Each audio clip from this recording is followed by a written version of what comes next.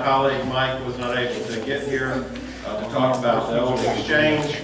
I have asked Dr. Joe Stooks to join us, Dr. Tom Powers to join us, Dr. Christine Swagger to join us, and Brian Brown to join us. I asked Brian because he's armed and dangerous. And I don't want to offend anybody with a knife that long. So I respect you. Have a seat. Before we get started, though, I wanted to give 1 minute to my colleague David Rohr to talk about an upcoming event. 2 commercials. Many of you are subscribers to American Revolution magazine with those great in-depth articles like Steve Roush on the siege of Augusta that was published back in September.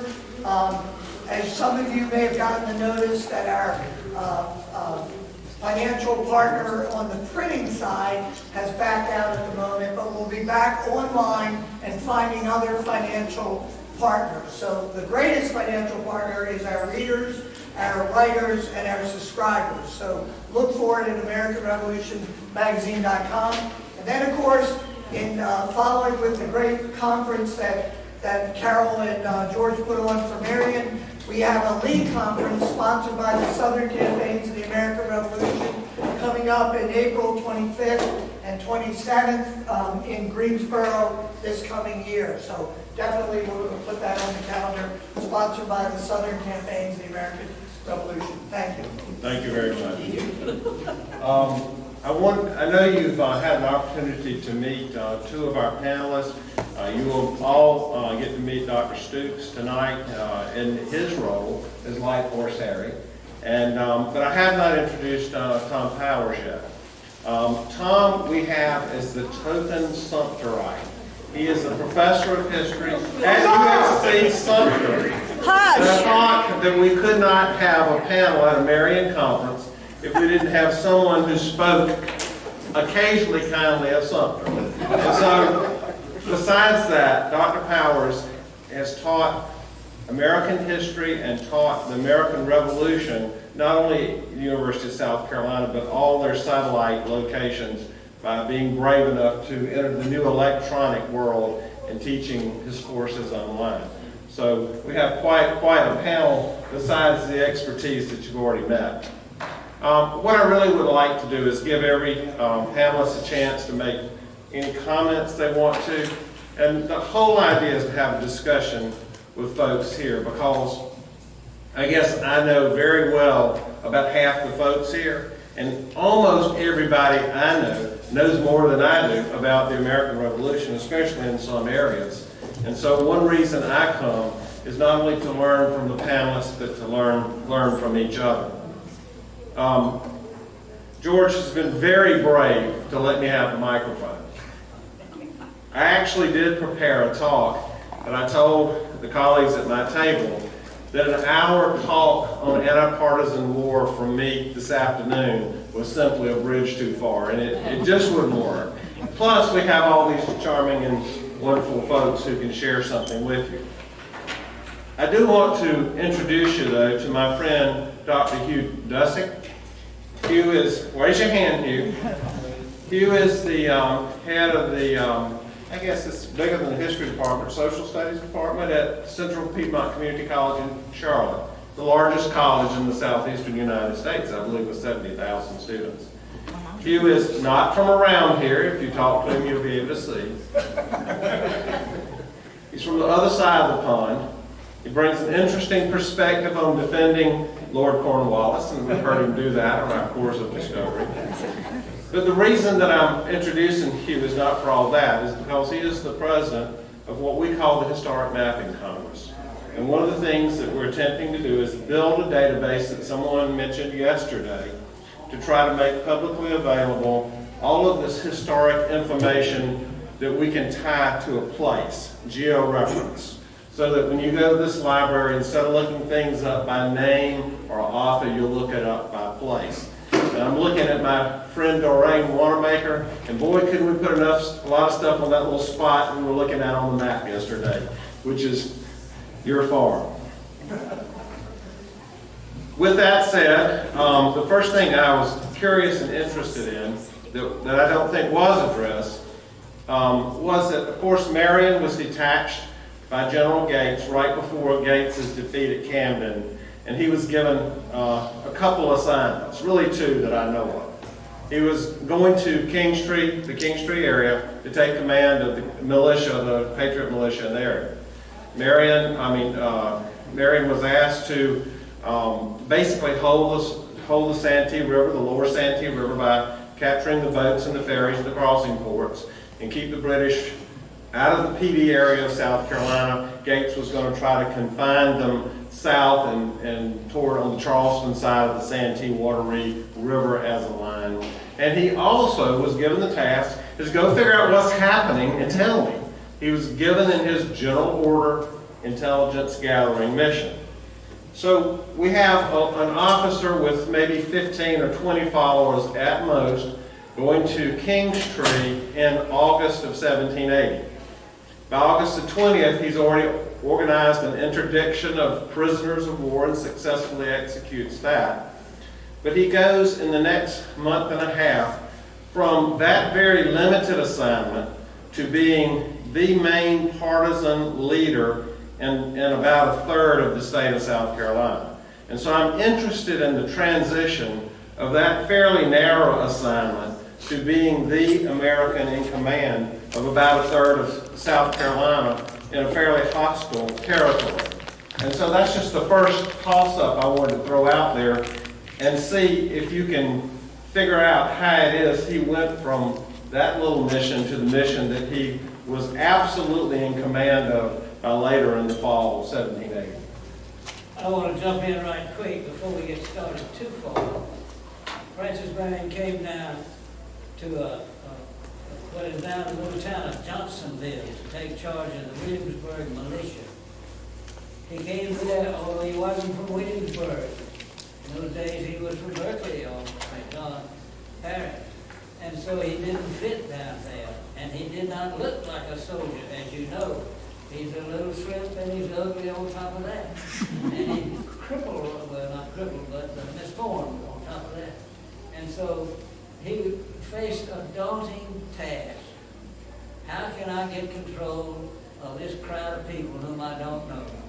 Well, when he showed up down there, this is at the landing right outside Johnsonville, he found that there were some people there, John James in particular, who had fought with him before, and sort of went bond for him, saying to the rest of the people, this guy is worth it, regardless of whether he looks like it or not. Now, and here's the last point. The last Saturday of this month, there is to be an unveiling of a statue of Francis Marion there on the highway, a few miles north of the little town of Johnsonville. There'll be a little ceremony. I have seen the statue. It is 12 feet high, but it is a picture, it depicts Marion on his horse. And it's a beautiful statue. It will be there for tourists to see if any tourists ever go to Johnsonville. I encourage you to do that and watch the newspaper and come and meet me down there. And that's at Witherspoon Ferry? That's at Witherspoon Ferry. Anybody else want to take the toss out? Well, I guess I'll say something. I'm here for several purposes, but since Tom Sumter's not involved, I guess I have something else to talk about. Let's not forget that Marion is there by invitation. It's not a specific invitation to him. The people in Williamsburg, well, first of all, they're organized. Now, we don't have any militia left in South Carolina after the fall of Charleston. The whole government has collapsed and the militia is part of the government. But we got the people. We got the same relationships. We've got the same kinds of now informal and illegal organizations, but there's something to build on. Folks in Williamsburg had a mass meeting to decide what are we going to do when they heard the word about this oath of allegiance they're going to have to take. This is when Major James makes his famous journey into Georgetown to see what it's going to mean, and gets a reply he doesn't like and comes back, and lo and behold, it turns out some of the people say, okay, but a core of them, and this is already organized people, already having command relationships as individuals now, not as legal things, deciding to resist. And in order to be legal, I think this is why they do it. There's nothing, well, there's one other reason it might make sense. They couldn't agree on a leader among themselves. They send a message to the nearest Continental Army commander, which is General Gates, on the way down, asking that a Continental officer be appointed to take charge of them. Now, that's the invitation, and Gates selected Marion for that responsibility and sent him down on this. So there are people waiting for him. John James, yes, absolutely. This is. I think he's the key to the whole connection here. Not only to this, but to any future activities Marion has before he starts getting some successes and starts saying, yeah, maybe it'd be fun to ride with this guy or stuff like that. So I think that's always important.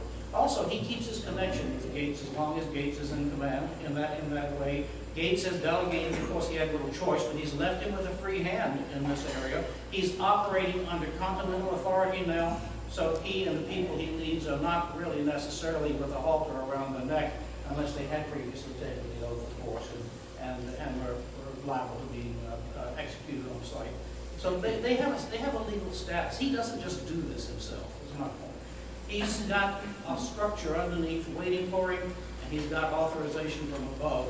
And that's, I think, what gives him a lot of advantages on that particular task. Christine? I think sometimes we underestimate Marion because he was so withdrawn and taciturn, but early in his career, he recruited along the Santee and those river systems for the Second South. So he obviously had some recruiting skills, people skills, that maybe translated to other people beyond James and the rest.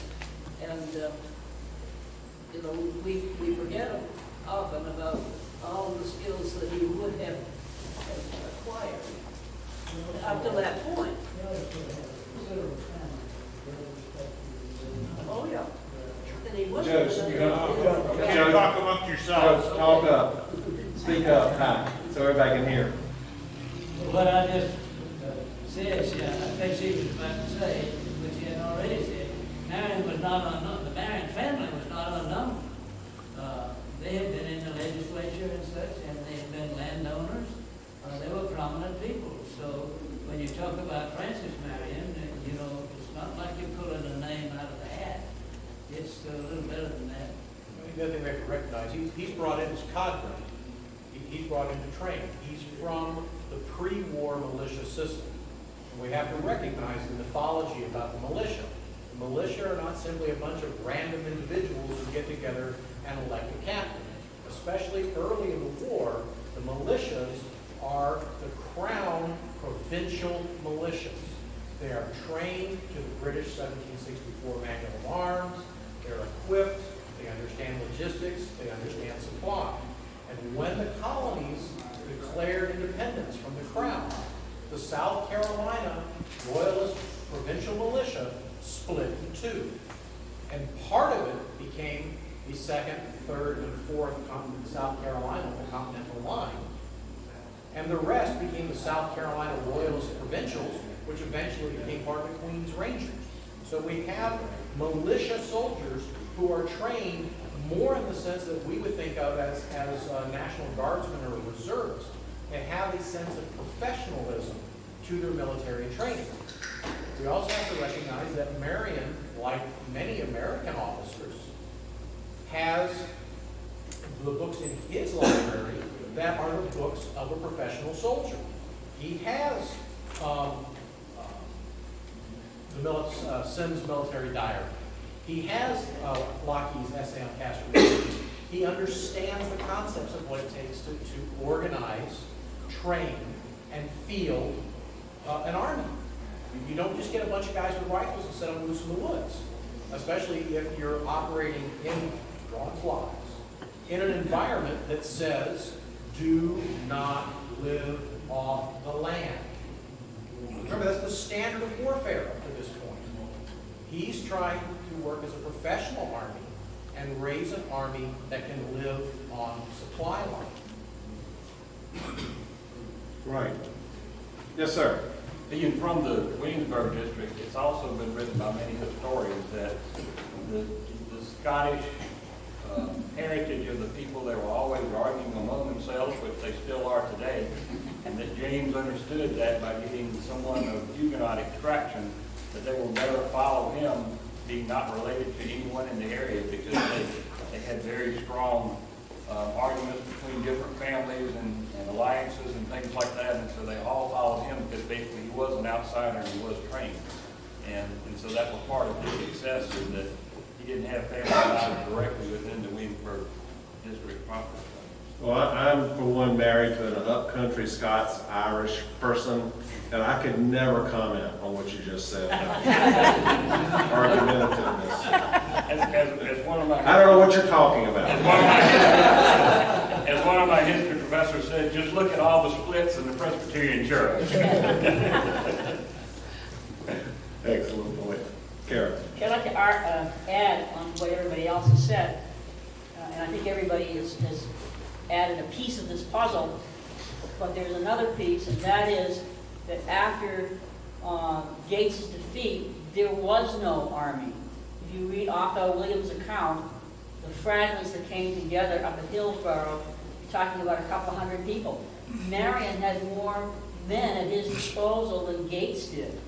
And so I think at some point, when the reports start to come back as to how bad this defeat really was, Marion at first retreats into North Carolina. There were a couple of other fragments of South Carolina militia regiments that join him up there, and they have this conference to decide what they're going to do. And I think at some point he just realizes he's the only game in town. He's going to try to cooperate with whoever. He's going to continue to report to Gates, but he's got to realize he's the only game in town, and I think he just seizes the opportunity. Somebody's going to do it. He's there. He's going to do it. Well, our legal authority, I guess, at that moment was Governor Rutledge. And Governor Rutledge had already skedaddled and decided he really needed to be in Philadelphia. So with the rest of the council defecting and or being captured in Charleston, and Gates being indisposed in Hillsborough, I guess Marion was the only game in town for a while. Does anybody have anything else on this particular question? Yeah, John? Probably not directly related to this, but I was curious, do we have an idea of how many men actually served with Marion and what their names were? Some of a great quote that I had never heard before was, I hope that I wrote it down, was, about the Bannister when he ran the 4-minute mile, and, there were 750 people there, and he said he'd met all 10,000 of them. I think that directly applies to Marion's men. And so, they didn't have much paper. When you read Marion's letters, he says, I'm out of gunpowder, I'm out of salt, and I don't have any paper whatsoever. So they weren't doing a lot of records keeping. Y'all want to talk about that? I want to comment on what you just said and add to it. I have a friend with whom I used to travel, and he sent me a postcard from Dallas, Texas, a picture of a monument with a man, on the monument it says, "Here lies James Hodge. He was one of Marion's men." And it's in Dallas, Texas. So they're proud of being Marion's men. Yeah, and I would be too. It's sort of like I fought with Patton. So there are no good lists. There are a few muster rolls. There are some surviving muster rolls from before the fall of Charleston. Gates' records were all taken by the British, and I'm sure they put them to good uses, whiting for guns and toilet paper and things like that. And so, and unlike the British Army, there just wasn't a great amount of bureaucracy supporting the Continental establishment or the militia especially. Well, as earlier presenters mentioned, one of the reasons Marion has to maintain such tight operational security is his pool of men is amorphous and changing. And not all of them are truly committed. Some of them are simply hangers-on to get a little bit of information, but they can sell to somebody else. So who's with whom when, and then also, well, where is Marion in any given particular instance? I do the Rev 4 mostly from the Crown side. My family are UEL. But I can look at Banishville Tarleton's journals and identify on multiple occasions where Francis Marion is positively identified, no question whatsoever, being involved in attacks as much as 300 miles apart simultaneously. The man was good, so who was really where? And I've seen pension applications for people who weren't in the country at the time saying that they were part of Marion's brigade. When you're looking through the old pension applications. It is tricky and it is changing. Yeah. And very, very spotty documentation. There is some scholarship though on using pensions and extrapolating how many people would have really been there. If you do that for Cowpens or Kings Mountain, those things must have about 50,000 men out them, you know. So yes, people wanted to be associated with the winds. Anybody have any other questions or any other comments on this? All right, does anybody have any other questions that they want to ask about Marion or the Marion's partisan campaigns? Yes, ma'am. I have a couple. When he was in this area, where did he stay? Where was his camp? And could you tell me where Plum Island was and how often he would go there? Anybody want to take on Plum Island? Would you repeat the question, please? Is it Plum Island or Snow Island? Snows Island, yeah. Well, the expert on Snows Island was here yesterday, and he did an extensive archaeological reconnaissance of it. It's a physical place. It's where the Lynch's River runs into the PD River. It's near Johnsonville, not too far from where the new monument is. I have never been on it, but I've been right there by it, 300 or 60 feet away from it. It looks pretty much all like swamp to me. And so I don't know that we'll ever know too much about that. We do know where there's 3 campsites right across the PD River from Snows Island. One of them you can drive to now called Dunham's Bluff, and there is an extant piece of a redoubt at Dunham's Bluff, a defensive earthwork structure. And so, so that's where they were. Now, Patrick O'Kelly has transcribed and annotated Marion's orderly book, which lists a different place every 2 or 3 days where allegedly Marion was, or whoever was keeping the book, because Marion was not always where the book says. But when you're a fugitive, in essence, and a hunted man, and you have no less than Tarleton chasing you down, you got to keep moving. Now, he did have some favorite campsites, Canny's Plantation, Pierce Plantation, there's Richardson, so there's others in this general area where he camped, but he did not stay anywhere very long. And Colonel Aiken was remarking on his physical fitness. We kind of were kicking around, and we don't think Marion slept in a bed for 2 years. He's under trees. Anybody else want to take those geographic questions on? I would just say there's still people contesting over just where the camp was. Snows Island, you can nail that down on a map, but where is the Snows Island encampment? And that's still being contested. How far is And that? that's after they've done the archaeology and that sort of thing. There's still argument. Yeah, the archaeology didn't find anything on what we call Snows Island that I know of. How far is that from here? 45, 50 miles, something like that. It occurred to me yesterday when Dick was talking about the fact that rivers are fluid and move. Now, if the Congaree moved that far, is it not possible that the PD has moved, either taken part or added part or whatever, in the 200 years since Marion was in that vicinity? Well, the PD is clear, Snows Island's clearly in the PD floodplain, and every time it floods over, there's soil added and soil taken away. And the river channels do change. I think if you saw Dick Watkins' presentation about the Great Loop of the Congaree that cut itself off, that's about a 3-mile change in the course of the river. And so it's amazing to me how many places we can actually pin down to the spot. But then there are an equal number of places that we can get in the right church, but not the exact pew. That could be Dick's next assignment. I think there are plenty of people working on that. The other thing is that, like Canty's plantation, and if you go back and look at Dick's map, you'll see that the same property owner owned lots of different tracts.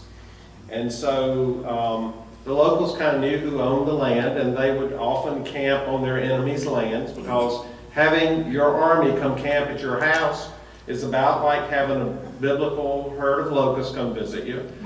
And so while they may not be pillaging, if you were married and you camp on a good loyalist plantation, it'll never be the same. And so often the same person owned more than one place. And so that gives us a little perplexion from time to time. But great questions. I love the geographic orientation of history. And you've asked wonderful questions about that.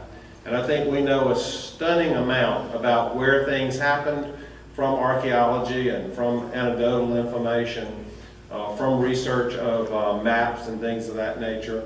But then again, there are other wonderful Marian battles that we really don't know exactly where they happened. And it's one thing to keep in mind too when you're trying to look at the geography of the area. Don't forget, the worst earthquake in the history of the United States was here. And earthquakes are pretty famous for rearranging rivers, swamps, and everything else, rather abruptly. Well, that's true. 1886 Charleston earthquake was. I was shocked actually when Ken was showing us the picture of the bank in Charleston that it had survived the earthquake, which is pretty amazing, because I think the earthquake did more damage to Charleston than the Civil War did. So it was a powerful thing. The main thing that I'm struck by Marion's maneuver is how far they traveled, how quickly. And it's an amazing study in maneuverability. And for those of you who were here last time, I talked about Parker's Ferry. And Parker's Ferry is a classic ambush, which there really aren't that many, but it was a classic ambush. A failed one at first and then a successful one. But Marion had to ride probably 80 miles to get there through hostile territory, and about that far to get back. And he had to get back in time for the Battle of Eutaw Springs. So it's quite an achievement in logistics and movements, as well as a tactical victory on the ground. One more. Yes, ma'am. Does anybody know how many horses he went through during the course of the war? All of them. It's an amazing question, because if you read the correspondence in the Nathaniel Greene papers between Sumter and Marion and Sumter and Greene, much of the discussion is over horses. And I think Brian is exactly right. They were high-valued commodity, highly needed. They were expensive to maintain, and cavalry horses don't last very long with active cavalry commanders. And one thing to keep in mind too is you have a mounted troop. You've been riding your horses, they're starting to get tired. You don't want to ride until they're fully blown, because then they're useless for anything with soup bones. You've got to find another farm where you trade your horses off for whatever horses they've got, and then you ride off on the fresh horses. And you may do that, especially traveling in hard country, twice a day. You steal them? You exchange with them. There's a process of exchange for trading horses. And most Sure they stole. most larger farms have a pool of horses that are for that kind of trade. And you got to remember, 1/3 of the population doesn't care.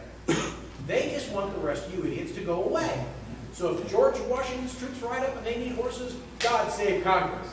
And when Tarleton rides up, God save the king. Swap your horses off, leave the good ones, and we'll just keep going. And you had a pool of horses that was for that, and you had your pool of horses that you sold. And there's a certain amount of that exchange going on. It wasn't unheard of in some cases, literally, for Marion to drop off horses one day, and the following week, Tarleton to pick up the same horses and use them to be chasing. Because if you look at them, they both traded horses at Murphy's plantation at least 3 times that I know of. somebody was riding the other guy's horse. Because it's not like a Jeep, you can't put it in the garage and change tires. It's got a, Horses can only speak. that's right. Exactly. Great questions. Richard? Question about a place. My friend John Seeley here, in his reading about Francis Marion, has encountered the name of a place, Fort Upton. So this pool of knowledgeable people here in the room, do we have any clues about the location of Fort Upton? Somewhere on the Wateree River. Yeah. I think that someone told us the story of Peter Ory, men taking drunk on a mission, and I believe that they were headed toward Fort Upton at that time, if not to attack it, to check it out. And I believe that it was in the area of southern Kershaw County or Sumter County. It's also sometimes called Upton's Hill. But where's that? Anybody Apparently, got- it's still got a 25-pound cannon on top. Yeah, that's pretty unlikely, because to get a 25-pound cannon from a ship, it's possible, but Maybe it it's wouldn't be 12 easy. pound. Yeah. Luther, do you have Fort Upton? Do you know where that is? No. Keep in mind, a 12-pounder is still almost 2,000 pounds of bronze. Yeah. Carol, do you know where it is? No, I'd like for them to speak of Francis Marion and Isaac Hughes's friendship and the aftermath when he was angry. Who's friend? Francis Marion and Isaac Hughes's friendship. I think you're talking about Isaac Haynes. Isaac Haynes, sorry. Isaac Kane. I'm sorry, I misheard. I promise they're I don't have anything particular to answer to that. Isaac Haynes, for those of you who don't recognize the name, maybe you don't recognize it because you didn't know it, maybe you don't recognize it like us, we didn't hear it. But nevertheless, Isaac Haynes was an outstanding man who, in the days when Gates had lost, when it looked like the British had retaken South Carolina, Isaac Haynes, who had been a good leader, had to sign, like others, a parole.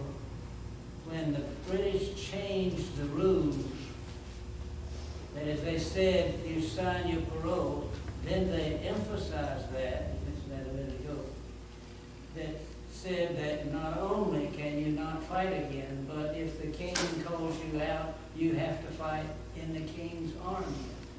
That meant you had to fight against your brothers and your cousins and your neighbors, and shoot them, not just disagree with them, but shoot them. And Hayne was one who broke his pledge in anger and in self-justification, and then later standing his ground in what comes through as a rather honorable and brave situation. He was captured, he was tried abruptly, and hanged abruptly. And it was a rallying for the natives in South Carolina. This is a good example of the ruthlessness of the enemy. No longer are we gentlemen at war. We are now in the process of hanging when we want to hang on. Didn't Francis Marion give the commission as a colonel to Isaac Haynes? Yeah, and that's, I think, why he felt some responsibility for that situation. This was a challenge, because remember, Haynes is being hanged essentially as a rebel. And no, he's a gentleman, he's in the army, he's deserves prisoner of war status, and that isn't the way it was treated. Now, of course, from the British perspective, he signed the oath. He was on parole. Yeah. Once you violate your parole, part of a parole says, if I violate parole, I am subject to summary execution. I am a forsworn man. And this is clearly explained when you sign a parole. So if you choose to violate a parole and you get home, well, that's the risk you take. Same as going on a battlefield and getting shot. But to pretend that it was not in compliance with the law of the land at the time. Well, now, this issue of which law, which land you're talking about. Could they Because, change the rules? well, it's not, that, No, he didn't. first, no, I don't think he did. No, he didn't. Well, I don't think he changed the rules in that way, but the situation is here, that we've got this, now I forgot what I was gonna say, I was thinking of Clinton. Military What you've got here is, on the continent, all right, rebel side, you've got people arguing that it's the Imperials that first broke the oath.